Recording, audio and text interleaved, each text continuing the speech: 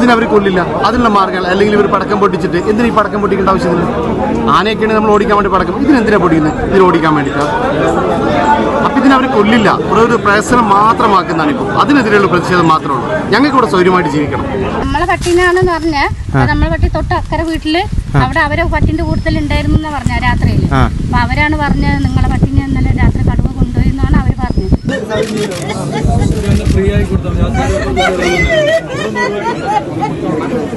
രാധ എന്ന് പറയുന്ന ആ ചേച്ചിയെ കടുവ ആക്രമിച്ച് കൊലപ്പെടുത്തിയത് ഇന്നലെ രാവിലെ 8 മണിക്കാണ്.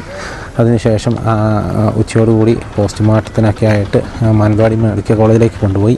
ശേഷം കടുവയെ വെടിവെച്ച് കൊല്ലുമെന്നും പിന്നീട് കൂട് വെച്ച് പിടിക്കുമെന്നും ഒക്കെ വലിയ വാർത്തകളും പ്രസ്താവനകളൊക്കെ നമ്മൾ ഇന്നലെ കണ്ടു. ഏതായാലും കടുവനെ കൂട് വെച്ച് പിടികൂടാനായിട്ടാണ് ശ്രമം നടന്നുകൊണ്ടിരിക്കുന്നത്. ഇന്ന് രാവിലെ നമ്മളിപ്പോൾ അതേ പ്രദേശത്ത് തന്നെ എത്തിയിരിക്കുകയാണ്. നമ്മളിവിടെ വന്നപ്പോൾ കണ്ടുകൊണ്ടിരിക്കുന്ന കാഴ്ചയാണ് ഈ കാണുന്നത്. രാധചേച്ചിയുടെ മൃതദേഹം ഇവിടെ വീട്ടിലേക്ക് എത്തിച്ചിരിക്കുകയാണ്. വീട്ടിൽ ഇപ്പോൾ നമ്മൾ കണ്ടുകൊണ്ടിരിക്കുന്ന കാഴ്ച എന്ന് പറയുന്നത് വളരെ വേദനാജനകമായ കാഴ്ചയാണ്. നമ്മളിവിടെ വീട്ടിൽ വന്നപ്പോൾ വൻ ജനാവലിയാണ് ഇവിടെ കാത്തിരിക്കുന്നത്.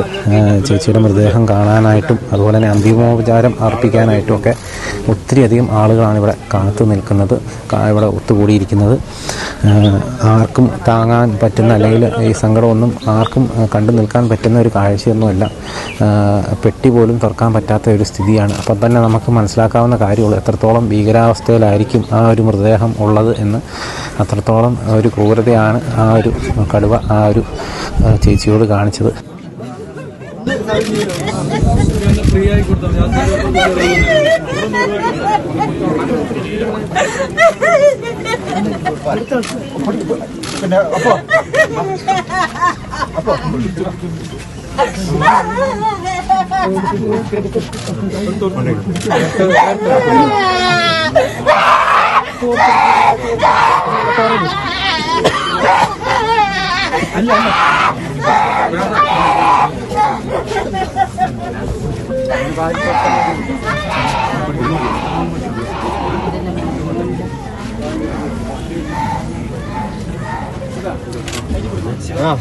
വെറും 47 വയസ്സ് മാത്രം പ്രായമുള്ള ചേച്ചി, 2 മക്കളുണ്ട്. ഒരു ആണും ഒരു പെണ്ണുമാണ് ആ ചേച്ചിയുടെ മക്കളായിട്ടുള്ളത്. അതുപോലെ തന്നെ ഭർത്താവ് ഫോറസ്റ്റ് വാച്ചറാണ്. അപ്പോൾ നമ്മളിവിടെ കണ്ടുകൊണ്ടിരിക്കുന്ന അതിവൈകാരികമായ നിമിഷങ്ങളാണ്.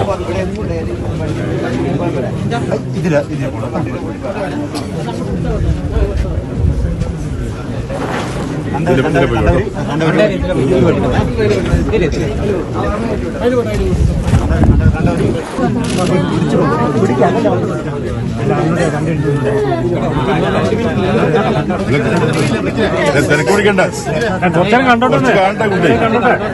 തിരക്കുപിടിക്കല്ലേ, കുറച്ച് കുട്ടി കാലം കുറച്ചല്ലോ.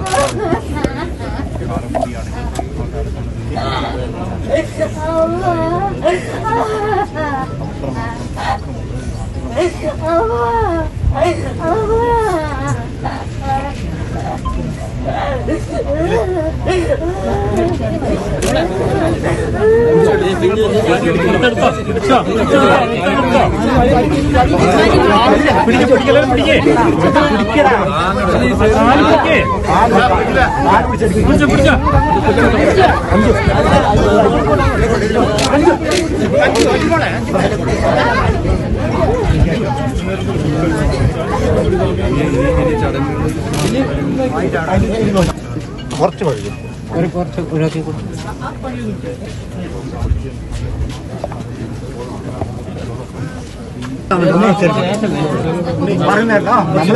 ചടങ്ങാണ്.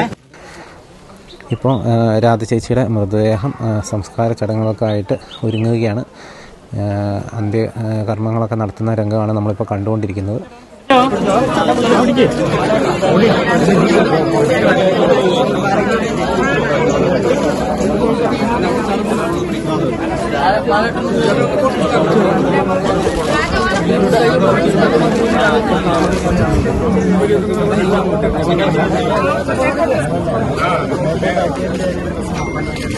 അവിടുത്തെ ലേഖം മാറുന്നേ അവിടെ മാറിക്കണേ.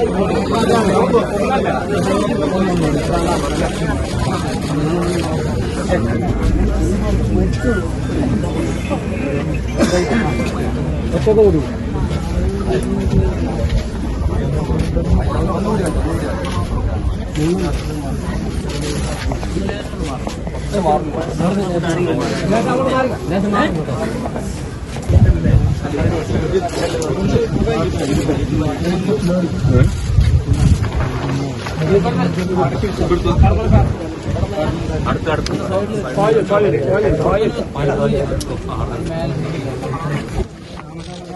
മൃതദേഹം ഇപ്പോൾ സംസ്കരിക്കാനായിട്ട് ഈ പറമ്പിന് തന്നെ മുകളിലായിട്ട് ഒരുക്കിയിരിക്കുന്ന കുഴിമാടത്തിലേക്ക് കൊണ്ടുപോകുന്ന കാഴ്ചയാണ് ഇപ്പോൾ നിങ്ങൾ കണ്ടുകൊണ്ടിരിക്കുന്നത്.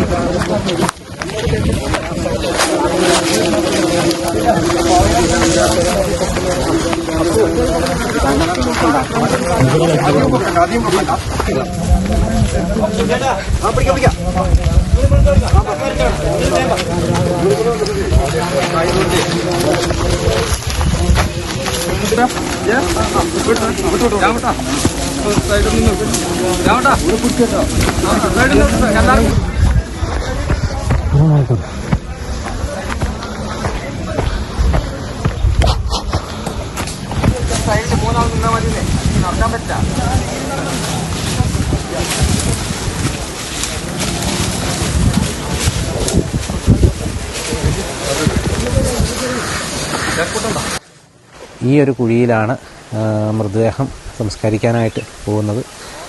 ഇനി കാണുന്നതെല്ലാം സംസ്കാര ചടങ്ങുകളുടെ ദൃശ്യങ്ങളായിരിക്കും.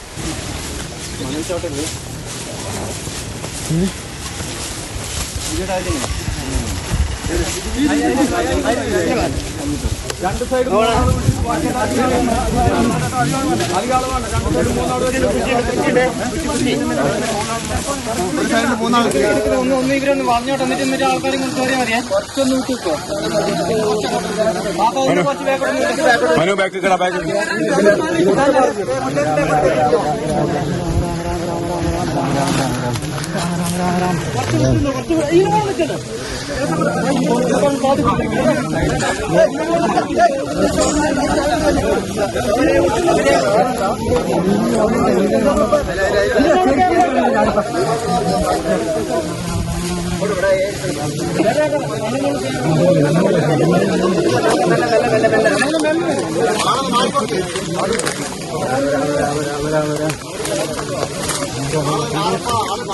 കുറച്ച് ബാക്കോട്ട്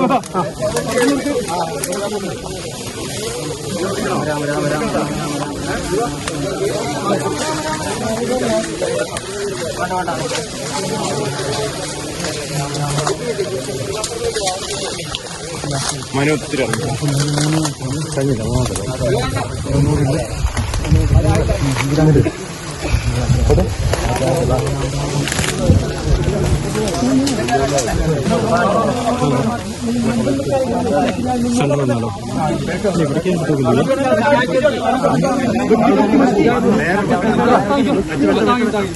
മെല്ലെ മെല്ലെ മെല്ലെ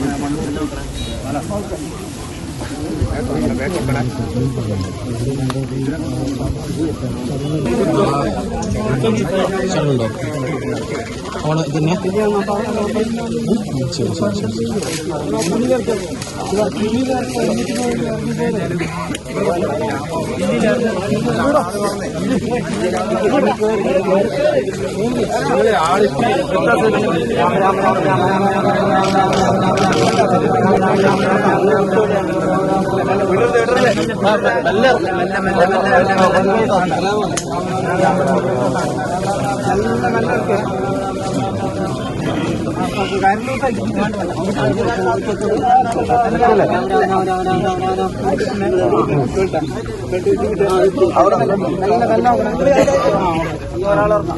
ഒരാളപ്പുറത്താണ് ചെയ്തോളും.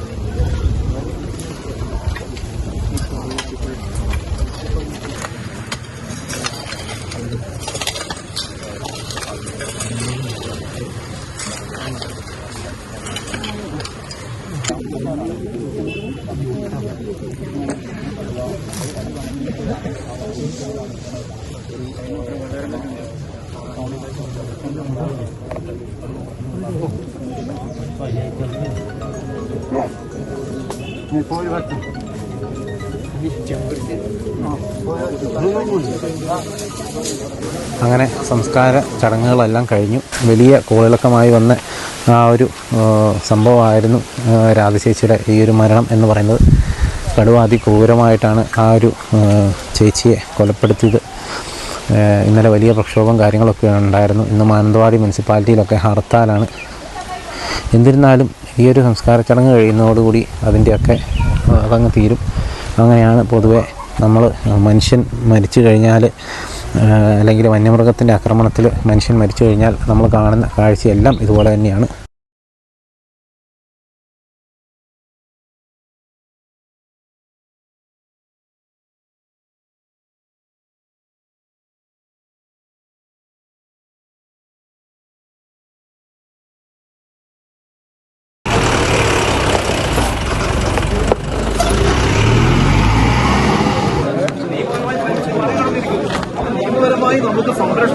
പ്രതിഷേധത്തിൽ ഇപ്പോഴുള്ള കാരണം 47 വയസ്സുള്ള ഒരു യുവതിയാണ് ഇന്നലെ ഈ തൊട്ടടുത്ത് വെച്ചിട്ട് കടുവ പിടിക്കുന്നത്. ഞങ്ങൾ ആ സംഭവം ഉണ്ടായതിനു ശേഷം ഇവിടുത്തെ മുഴുവൻ ജനങ്ങളും എല്ലാ ആളുകളും ഒരുമിച്ച് നിന്നുകൊണ്ട് ആ ശവസംസ്കാര ചടങ്ങ് കഴിയുന്നവരെ എല്ലാ തരത്തിലും ഡിപ്പാർട്ട്മെന്റുമായി സഹകരിച്ചാണ് മുന്നോട്ട് പോയത്. പക്ഷെ ഇന്ന് കുറച്ചു മുമ്പ് കിട്ടുന്ന വിവരം എന്താണ്? തൊട്ടപ്പുറത്തെ വീട്ടിൽ നിന്ന് പട്ടിയെ കടുവ പിടിച്ചിരിക്കുന്നു. കടുവയെ ഈ ആദ്യത്തെ ഇത് ചെയ്തതിനു ശേഷം പിന്നീട് ആളുകൾ കടുവയെ കണ്ടിരിക്കുന്നു. അപ്പൊ കടുവ ഈ ഭാഗത്തുണ്ട്. CCFന്റെ ഉത്തരവുണ്ട്. നരഭോജി കടുവയെ വെടിവെച്ച് കൊല്ലാനുള്ള ഉത്തരവ് CCF കൊടുത്തിട്ടുണ്ട് എന്ന് DFO തന്നെ വ്യക്തമാക്കുന്നു. ഉത്തരവിന്റെ കോപ്പി നമ്മൾ കൂടി കണ്ടതാണ്. പക്ഷെ ഇവർ കൂട് വെച്ചുകൊണ്ട് ഇതിനെ കൂട്ടിൽ കയറ്റി ഇവിടുന്ന് കൊണ്ടുപോകാനാണ് ശ്രമിക്കുന്നത്. അപ്പൊ പഞ്ചായത്തിന്റെ അല്ലെങ്കിൽ ഈ മാനന്തവാടി താലൂക്കിന്റെ മറ്റു ഭാഗങ്ങളിൽ നിന്നും കടുവയുടെ സാന്നിധ്യമുണ്ട് എന്നുള്ള റിപ്പോർട്ടുകൾ വന്നുകൊണ്ടിരിക്കുകയാണ്. അതുകൊണ്ട് ഈ നരഭോജി കടുവയെ വെടിവെച്ച് കൊല്ലുക, മനുഷ്യനെ ആക്രമിക്കുന്ന കടുവകളെ വെടിവെച്ച് കൊല്ലുക തന്നെ വേണം. അതിനപ്പുറത്തേക്കുള്ള ഒരു കോംപ്രമൈസിനും ഞങ്ങൾക്ക് ഇനി തയ്യാറാകാൻ സാധിക്കില്ല. കാരണം ജനങ്ങൾക്ക് പുറത്തിറങ്ങാൻ പറ്റില്ല. ഇത് ഈ എസ്റ്റേറ്റ് പ്രിയസ് എസ്റ്റേറ്റാണ്, തൊട്ടപ്പുറത്ത് പാരിസൺസ് ആണ്, അപ്പുറത്ത് ഫോറസ്റ്റ് ആണ്. ആൾക്കാർ എങ്ങോട്ടാണ് പോകേണ്ടത്? രാവിലെ 5 മണിക്ക് ആളുകൾ പുറത്തിറങ്ങണം. പശുവിനെ കറക്കുന്ന ആളുകൾ അവർ രാവിലെ 5 മണിക്ക് പുറത്തിറങ്ങേണ്ട ആൾക്കാരാണ്. അവർക്ക് കടുവേനെയും മറ്റു മൃഗങ്ങളെയും പേടിച്ച് വീട്ടിലിരുന്നാൽ അവരെങ്ങനെ ജീവിക്കും? അപ്പൊ ഉത്തരവ് നടപ്പിലാക്കിയേ പറ്റുമെന്ന് മാത്രമല്ല, ഇതിന് കൃത്യമായ പരിഹാരം വേണം. ഇത്തരം കടുവകളെ വെടിവെച്ച് കൊല്ലാൻ ആവശ്യമായ ഷൂട്ട് ചെയ്യാനുള്ള ഉത്തരവ് സ്ഥിരമായി ഉണ്ടാവണം. കടുവയുടെ സാന്നിധ്യം ഉണ്ടാകുകയാണ്. അതാണ് ഞങ്ങൾക്ക് ആവശ്യപ്പെടാനുള്ളത്. ഇപ്പല്ല അങ്ങ് ആദ്യ 2-3 കൊല്ലം കഴിഞ്ഞു. ഞങ്ങൾ പണിക്കൊക്കെ പോകുമ്പോൾ റോട്ടുമേൽ പണിക്ക് പോകുമ്പോൾ അവിടെ ഞങ്ങൾ കണ്ടിട്ടാണ് ഈ സാറുമാർ വരുമ്പോൾ ഞങ്ങൾ കാണിച്ചു കൊടുക്കുന്നത്. അതിലൊന്നും ഇവർ നോക്കിട്ട് വന്നു അവരങ്ങ് പോയെന്ന് പറഞ്ഞിട്ട് അവരങ്ങ് ഫെൻസിംഗ് ഉണ്ടോ? ഫെൻസിംഗ് ഉണ്ട്. ഏതൊരു മൃഗത്തിനും പറഞ്ഞു ഉണ്ട്. അത് നമ്മുടെ പള്ളിയിലെ അമ്പലത്തിലൊക്കെ പൂമാല കെട്ടി തൂക്കുന്ന പോലെ തൂക്കിയിട്ടുണ്ട്. അതിലൊന്നുമില്ല. എപ്പോഴും എവിടെയും മൃഗത്തിന് എന്തും ചെയ്യാം. ആൾക്കാർക്ക് അവിടെ പോകാനും പറ്റാത്ത അവസ്ഥയിലാണ് ഇപ്പോഴും. ഈ ഭാഗം തന്നെ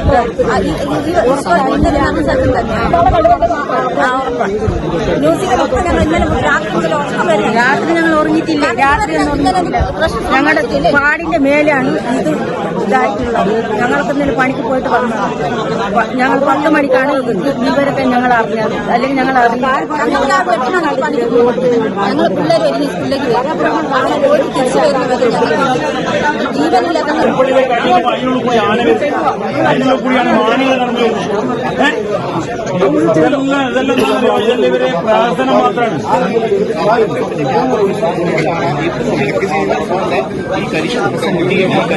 പിടിച്ചതിന് ശേഷം വീണ്ടും ഈ കടുവയെ ഈ പ്രദേശത്ത് ഭയങ്കര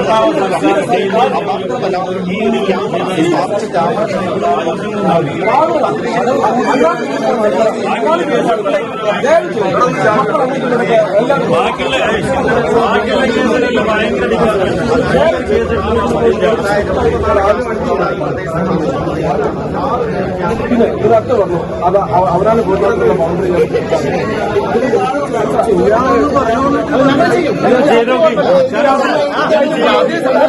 ഇന്ന് പോയി ചെയ്തോ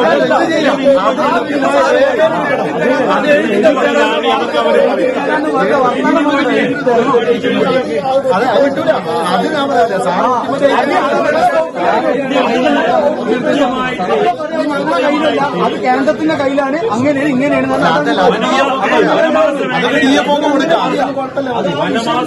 2 മിനിറ്റ് അങ്ങോട്ടേക്ക് പോയിട്ട് വരികയാണ്. അവിടെ പോലീസ് എന്റെ പേരെന്താ എവിടെ സ്ഥലം എവിടെ ഞാനും ഏയ് മനസ്സിലാണ്ട രാഷ്ട്രീയ കാരണമൊന്നുമില്ല. ഇവിടെ താമസം നമ്മളെ ബാധിച്ചിട്ടാണ്. അത് മാത്രമാണ് നമ്മൾ സാറ് ഇതുവരെ ഒരു കാര്യങ്ങളൊന്നും കേട്ടില്ല. മക്കള്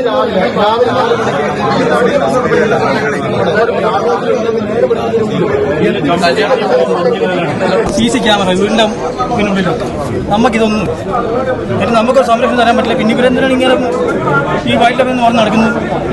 വീടിനോട് ചേർന്ന് 100 മീറ്റർ താഴെയാണ് ഈ സംഭവം നടക്കുന്നത്. വീടിനോട് ചേർന്നാണ് ഈ സംഭവം 3 മണി തൊട്ട് എന്റെ പിന്നെ കൊച്ചു കരയാൻ തുടങ്ങിയതാ. അച്ഛനോട് അച്ഛൻ എവിടെ പോയെന്ന് ചോദിച്ചു. ഞാൻ 3 മണിക്ക് വന്നിട്ട് കുട്ടിയാണ് പുറത്തേക്ക് ഇറങ്ങിയത്. ഇപ്പോൾ ഇന്നലെയും ഇന്നും ഒക്കെ ക്യാമറയിൽ കടുവ പതിഞ്ഞിട്ടുണ്ടാവും. അവിടെ തന്നെ ഇന്നലെ മാത്രമേ ഓർമ്മയുണ്ട്. പിന്നെ നരഭോജ കടുവയാണെങ്കിൽ വെടിവെച്ച് കൊല്ലാൻ വേണ്ടി ഇന്നിപ്പോൾ അവരെ പറയുന്നത് വെടിവെച്ച് കൊല്ലാൻ കടുവ അവിടെ തന്നെ ഉണ്ട്. കടുവ അവിടെ തന്നെ ഉണ്ട്. അതിൻ്റെ ഇടയ്ക്ക് ഒരു പടക്കം പൊട്ടി.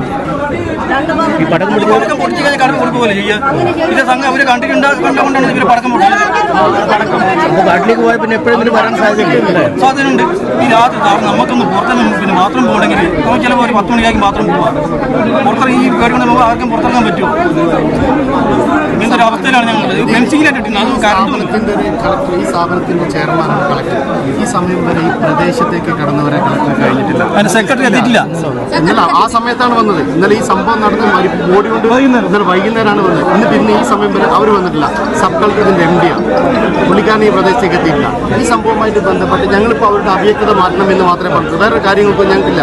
ഈ നരഭോജനത്തിൽപ്പെട്ട കടുവയാണോ, ഇതിനെ കണ്ടു കഴിഞ്ഞാൽ വെടിവെക്കുമോ, ഇതുമായിട്ട് സംസാരിക്കാനാണ് ഞങ്ങൾ വന്നത്. അപ്പോൾ അവർക്ക് ഈ നാഷണൽ ടൈഗർ അതോറിറ്റിയുടെ 5 ക്ലോസിൽ പറഞ്ഞിട്ടുള്ള കാര്യങ്ങളുമായിട്ട് ബന്ധപ്പെട്ട് നോക്കും. ഇതിനവർ കൊല്ലില്ല. അതിനുള്ള മാർഗ്ഗങ്ങൾ അല്ലെങ്കിൽ ഇവർ പടക്കം പൊട്ടിച്ചിട്ട് എന്തിനാ ഈ പടക്കം പൊട്ടിക്കേണ്ട ആവശ്യമില്ല. ആനയൊക്കെയാണ് നമ്മൾ ഓടിക്കാൻ വേണ്ടി പടക്കം. ഇതിനെന്തിനാ പൊട്ടിക്കുന്നത്? ഇതിന് ഓടിക്കാൻ വേണ്ടിയിട്ടാണ്. അപ്പം ഇതിനവർ കൊല്ലില്ല. ഒരു പ്രശ്നം മാത്രമാക്കുന്നതാണ് ഇപ്പോൾ. അതിനെതിരെയുള്ള പ്രതിഷേധം മാത്രമേ ഉള്ളൂ. ഞങ്ങൾക്ക് ഇവിടെ സൗകര്യമായിട്ട് ജീവിക്കണം, അത്രയേ ഉള്ളൂ.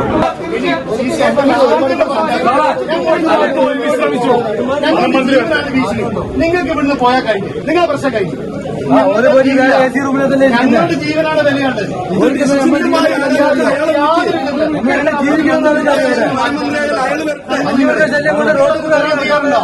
നിങ്ങൾ അതിനെ പഠിക്കണം. അത് ഏത് വർഗത്തിൽപ്പെട്ട ഏത് ഇനത്തിൽപ്പെട്ടതാണ്.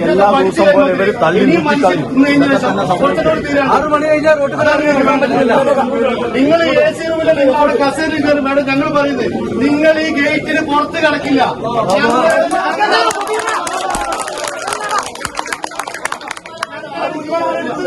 എപ്പോഴാണ്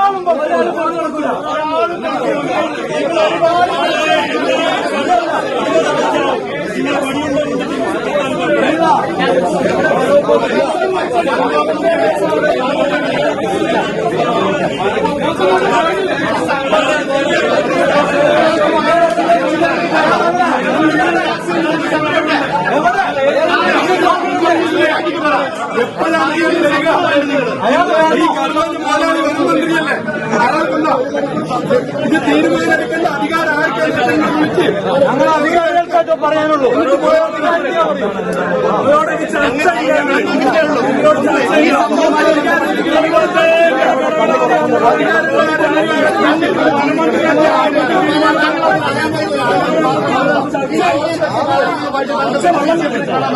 അവർക്ക് അതിനൊരു വ്യക്തതയില്ല. അവർ പറയില്ല. അവരിതിനെ വെടിവെച്ച് കൊല്ലില്ല.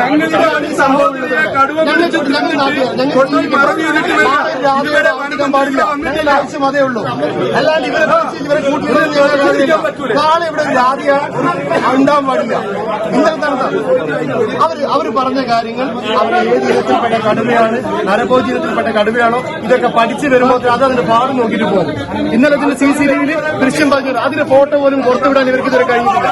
ഞങ്ങൾ ചോദിച്ചു, അതുപോലും വിടുന്നില്ല. അപ്പൊ ഇതിനുള്ളിൽ ഒരു വ്യക്തത ഞങ്ങൾക്ക് മനസ്സിലാകുന്നില്ല. അതുകൊണ്ടാണ് കൃത്യമായിട്ട് ഇങ്ങനെ ഒരു പ്രതിഷേധമായിട്ട് വന്നത്. അല്ലാണ്ട് ഒരു രാഷ്ട്രീയ പാർട്ടിയിൽ നിന്നല്ല. ഞങ്ങൾ ജനങ്ങൾ, ഈ നാട്ടിലെ പൊതുജനങ്ങൾ, രാഷ്ട്രീയമായിട്ടൊന്നുമല്ല, ജനകീയമായിട്ട് ഞങ്ങൾ ഇറങ്ങിയിട്ടില്ല. അതുപോലെ തന്നെ നമ്മൾ ഇപ്പോൾ ഇവിടെ ഇന്നലെ നമ്മൾ ഉണ്ടായിരുന്ന ആ ഒരു പ്രദേശത്ത് വന്നു കഴിഞ്ഞപ്പോൾ ഇവിടെ കണ്ട ഒരു കാഴ്ചയാണ് നമ്മളിപ്പോൾ ഈ കണ്ടുകൊണ്ടിരിക്കുന്നത്. വൻതോതിൽ ഇവിടെ പ്രതിഷേധം കാര്യങ്ങളൊക്കെയാണ് നടക്കുന്നത്. ഇവിടെ മുകളിലായിട്ടാണ്, ഈ ഒരു ഭാഗത്തായിട്ടാണ് നമ്മൾ ഇന്നലെ കണ്ട ആ വീടും കാര്യങ്ങളൊക്കെ ഇവിടെ മുകളിലാണ്. അവിടെയാണ് കടുവയ്ക്കായിട്ടുള്ള കൂട് വെച്ചതും കാര്യങ്ങളൊക്കെ. ജനങ്ങൾ വളരെയധികം രോക്ഷത്തിലാണ്. കാരണം കടുവയെ വെടിവെച്ച് കൊല്ലുക എന്നുള്ളത് തന്നെയാണ് അവരുടെയൊക്കെ ആവശ്യം. പക്ഷേ അതൊന്നും നടക്കാൻ പോകുന്നില്ല എന്നുള്ളത് നമുക്കെല്ലാവർക്കും അറിയാവുന്ന കാര്യമാണ്. പക്ഷേ ഒരു ജീവൻ കൂടെ പൊലിഞ്ഞിരിക്കുകയാണ്. എത്ര പ്രതിഷേധിച്ചാലും വന്യമൃഗത്തെ സംരക്ഷിക്കുക എന്നുള്ളൊരു നിലപാടിലും എന്നൊരു പോളിസിയിലുമാണ് എല്ലാ അധികാരികളും എന്നുള്ളതാണ് ഏറ്റവും ദുഃഖകരമായിട്ടുള്ളൊരു അവസ്ഥ. അതുപോലെ തന്നെ വനംവകുപ്പിലെ ഉന്നത ഉദ്യോഗസ്ഥരൊക്കെ ഇവിടെ എത്തിയിട്ടുണ്ട്.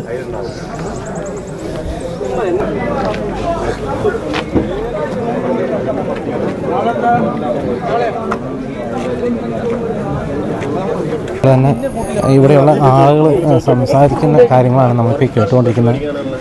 എല്ലാവർക്കും ഓരോ കാര്യങ്ങൾ പറയാനുണ്ട്. കടുവ ഇന്നലെ രാത്രിയും ഇവിടെ തൊട്ടടുത്തുള്ള വീട്ടിലെ ഒരു പട്ടിയെ കൊല്ലുന്ന സാഹചര്യമൊക്കെ ഉണ്ടായി എന്നാണ് ഇപ്പോൾ ഇവിടുന്ന് ഇവർ സംസാരിക്കുന്നതിൽ നിന്ന് നമുക്ക് മനസ്സിലാക്കുന്നത്. അപ്പോൾ അതുപോലെ കടുവ ഈ പ്രദേശത്ത് തന്നെയുണ്ട്. അതുമാത്രമല്ല, നിരന്തരമായിട്ട് ഇവിടെ പടക്കം പൊട്ടിക്കുന്നു എന്നുള്ളതും ഇപ്പോൾ അവർ പറയുന്ന ഒരു കാര്യമാണ്. അപ്പോൾ സ്വാഭാവികമായിട്ടും നമുക്കറിയാം, പടക്കം പൊട്ടിച്ച് കഴിഞ്ഞാൽ വന്യമൃഗം ഇങ്ങോട്ട് വരില്ല. അത് കടുവയാണേലും ആനയാണെങ്കിലും. അപ്പോൾ കൂട് വെച്ച് അവരവിടെ പിടിക്കുക എന്നുള്ള ആ ഒരു സംഭവം പോലും ഇവിടെ നടക്കാൻ പോകുന്നില്ല എന്നുള്ളതാണ് ഇപ്പോൾ ഇവരുടെ ഒരു ആശങ്ക. ഏതായാലും ഇതാണ് നമ്മളിവിടെ കണ്ട ഒരു കാഴ്ച കേട്ടോ.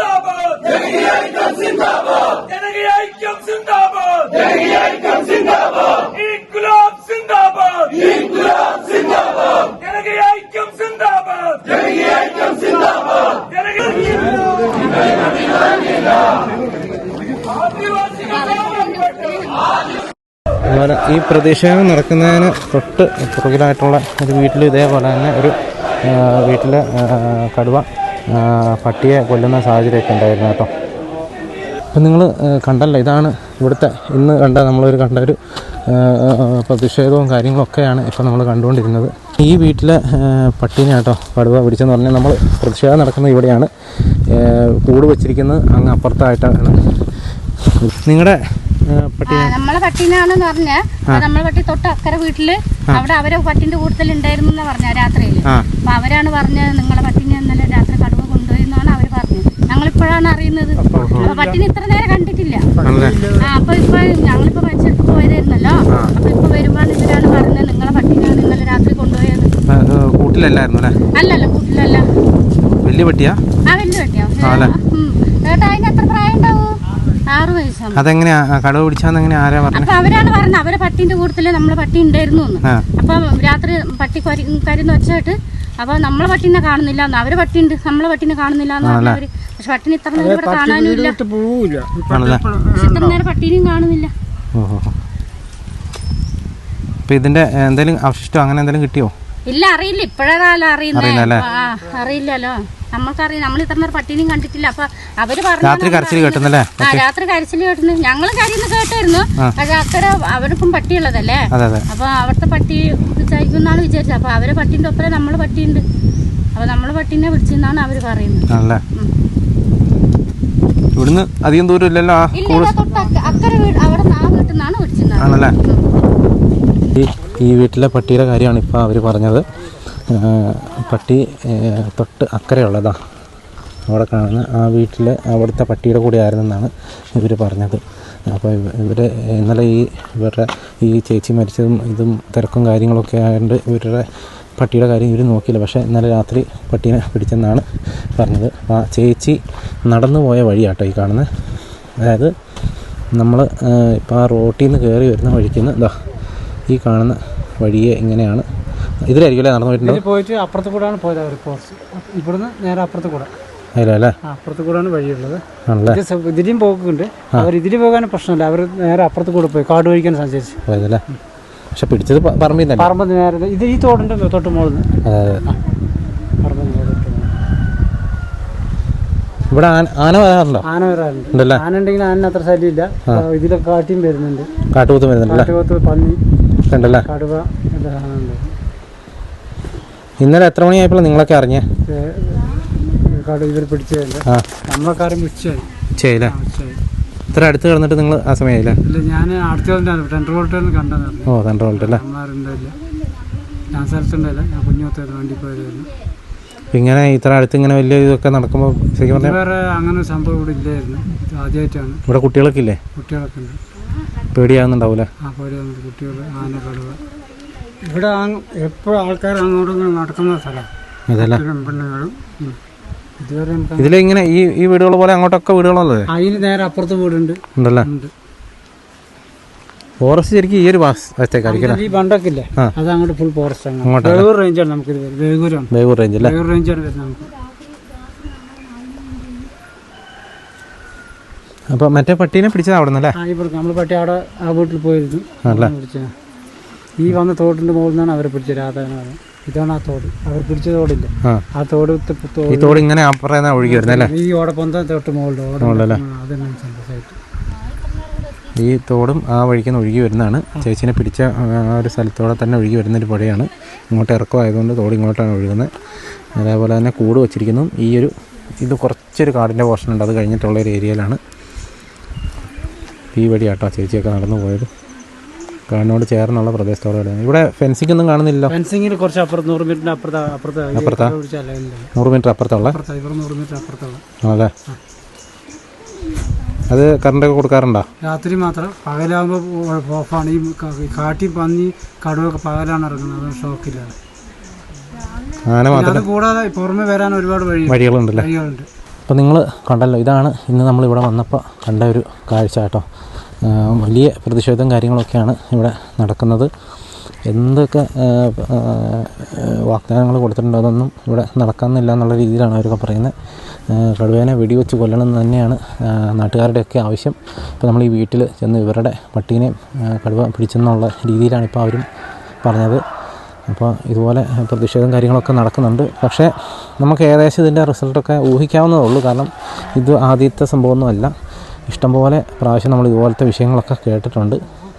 കടുവേനെ കൂട്ടിൽ കയറിയാൽ പിടിച്ചുകൊണ്ട് പോകും എന്നല്ലാതെ അതിനെ പിടിക്കാനൊന്നും പോകുന്നില്ല എന്നുള്ളത് തന്നെയാണ് നമ്മൾ ഇഷ്ടംപോലെ പ്രാവശ്യം നമ്മൾ കണ്ടിട്ടുണ്ട്. ഇനി അതിൽ നിന്ന് എന്തെങ്കിലും വ്യത്യസ്തമായിട്ട് ഈ പ്രാവശ്യം സംഭവിക്കുമോ എന്നുള്ളത് മാത്രമേ നമുക്ക് നോക്കി കാണാനായിട്ടുള്ളൂ. ഏതായാലും പ്രതിഷേധമൊക്കെ വലിയ രീതിയിൽ നടക്കുന്നുണ്ട്. പക്ഷേ എനിക്ക് പറയാനുള്ളത് ഇതൊന്നുമല്ല. ആത്യന്തികമായിട്ട് ഭൂമി സംരക്ഷിക്കാനായിട്ടാണ് ഈ പ്രകൃതിയും വന്യമൃഗങ്ങളെയും ഒക്കെ നിലനിർത്തുന്നത്. പ്രകൃതിയുടെ ബാലൻസ് ചെയ്യാനായിട്ടാണ്. ഇപ്പം ഞാൻ പറയുന്നത് 380 ഉണ്ടായിരുന്ന കടുവ ഇപ്പോൾ 3600 ഒക്കെ കടന്നു പോയി. അപ്പോൾ ഒരിക്കലും കടുവയ്ക്ക് ക്ഷാമമൊന്നുമില്ല. കടുവേനെയൊന്നും ഇപ്പോൾ ആരും വേട്ടയാടുന്നുമില്ല. വന്യമൃഗങ്ങളെ തന്നെ ഇപ്പോൾ വേട്ടയാടുന്നത് വളരെ ചുരുക്കം ആളുകളൊക്കെ ഉള്ളൂ. അതൊക്കെ പെട്ടെന്ന് പിടിക്കപ്പെടുന്നുമുണ്ട്.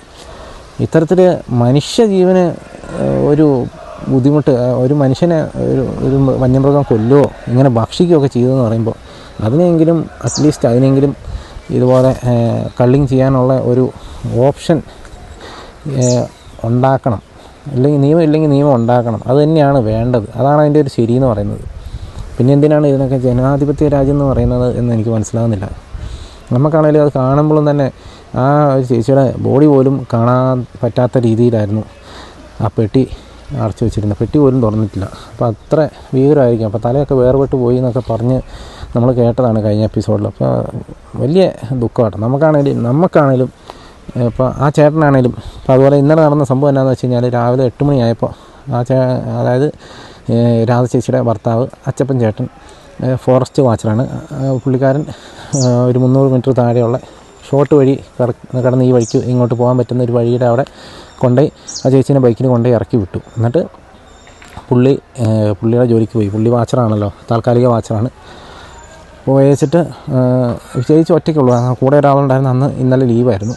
അപ്പോൾ ചേച്ചി ഒറ്റയ്ക്ക് പോയി, ജോലിക്ക് പോയി. ഒരു 10-11 മണിയായപ്പോഴത്തേക്കും 10 മണിയൊക്കെ സമയമായപ്പോഴാണ് തണ്ടർബോൾട്ടുകാർ ആ സ്ഥലത്ത് ആ വഴിക്ക് ആ കവുങ്ങുന്തോട്ടം, നമ്മൾ ഇന്നലെ കണ്ട വിഷ്വൽസിലുള്ള കവുങ്ങുന്തോട്ടത്തിൻ്റെ ഭാഗത്ത് ചെന്നപ്പോൾ അവിടെ ചോരപ്പാടുകൾ കാണുകയും അതിനുശേഷം ആ ചോരപ്പാട് അന്വേഷിച്ച് അവർ പോയപ്പോഴാണ് ഈ ചേച്ചിയുടെ മൃതദേഹം അവിടെ ഇങ്ങനെ കടുവ പാതി ഭക്ഷിച്ച നിലയിലൊക്കെ കണ്ടെത്തിയതൊക്കെ. അപ്പോൾ ഏതായാലും അങ്ങനെ കണ്ടതുകൊണ്ട് അവർ എന്ത് ചെയ്തു, ഉടനെ പുറത്തേക്കൊക്കെ വിവരം അറിയിക്കുകയും മറ്റ് പോലീസും മറ്റ് ഉദ്യോഗസ്ഥരും ഒക്കെ ഈ സ്ഥലത്ത് എത്തുകയും കാര്യങ്ങളൊക്കെ ചെയ്തു. കൂടെ തന്നെ വനംവകുപ്പിൻ്റെ ഭാഗത്തുനിന്ന് വന്നവരിൽ നമ്മുടെ ഈ ഫോറസ്റ്റ് വാച്ചർ നമ്മുടെ അച്ചപ്പൻ ചേട്ടനുണ്ടായിരുന്നു, അതായത് രാജശേഖരൻ്റെ ഹസ്ബൻഡ്. പുള്ളി ഇതൊന്നും അറിയാതെയാണ് വരുന്നത്. പുള്ളി ഇവിടെ വന്ന് ഈ ബോഡി കാണുന്നു. ഇങ്ങനെ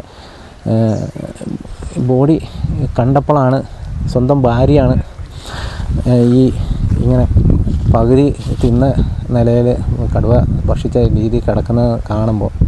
അപ്പോൾ എന്തൊരു മാനസികാവസ്ഥയായിരിക്കും നമ്മളൊന്ന് ചിന്തിച്ചാൽ മതി. നമ്മുടെ സ്വന്തം അനുഭവത്തിലാണെങ്കിലൊന്നും ഞാനിങ്ങനെ മനസ്സിൽ ആലോചിച്ചു എന്തായിരിക്കും നമ്മുടെയൊക്കെ ഒരു അവസ്ഥ എന്നുള്ളത്. അങ്ങനെ ചിന്തിച്ചുകൊണ്ടാണ് ഞാനീ പറയുന്നത്. അപ്പോൾ അത് നമുക്ക് വിവരിക്കാൻ പറ്റാത്തൊരവസ്ഥയാണ്. അപ്പോൾ കഴിഞ്ഞ വർഷം പ്രജീഷിനെയും ഇതുപോലെ തന്നെ കടുവ ആദ്യം ക്രൂരമായിട്ട് കൊന്നു. ഒന്നും ഇവിടെ സംഭവിച്ചില്ല. 10 ദിവസം കൂടെ വെച്ച് 10-ാം ദിവസം അതിനെ സൂയി കൊണ്ടുപോയിട്ട് ഇപ്പോൾ അതിനെ സുഖചികിത്സ കൊടുക്കുന്നു. അപ്പോൾ ഞാൻ ആലോചിക്കുന്നത്, അപ്പോൾ ഒരു മനുഷ്യനെ കൊന്നു കഴിഞ്ഞാൽ ഇവിടെ മനുഷ്യർക്ക് തൂക്കുകയർ വരെ കൊടുക്കുന്നുണ്ട്, വധശിക്ഷയൊക്കെ കൊടുക്കുന്നുണ്ട്. അതുപോലെ എന്തുകൊണ്ട് ഈ മൃഗങ്ങളെ ഇതിങ്ങനെ മനുഷ്യനെ ആക്രമിക്കുന്ന മൃഗങ്ങളെ കൊല്ലാനായിട്ടുള്ളൊരു നിയമം കൂടെ ഈ നാട്ടിൽ വരുവായിരുന്നെങ്കിൽ കുറച്ചുകൂടെ നമ്മുടെ ഈ നാട്ടിലെ പ്രത്യേകിച്ച് ഈ മലയോര മേഖലയിലുള്ള ജനങ്ങളുടെ ജീവിതം കുറച്ചും കൂടെയൊക്കെ ഒരു സുഗമമാകുമെന്ന് എനിക്ക് തോന്നുന്നു. ഇതൊക്കെ എവിടെ പോയി അവസാനിക്കുന്നതെന്ന് നമുക്കറിയത്തില്ല. വളരെ ബുദ്ധിമുട്ടിലേക്ക് തന്നെയാണ് ജനങ്ങളുടെ അവസ്ഥയും കാര്യങ്ങളൊക്കെ പോകുന്നത്. അപ്പോൾ ഏതായാലും ഇന്ന് ഈ ഒരു ഉച്ചവരെ ഞാൻ ഈ ഒരു പ്രദേശത്തുണ്ടായിരുന്നു. ഇതൊക്കെയാണ് നമ്മളിവിടെ കണ്ടത് കേട്ടോ.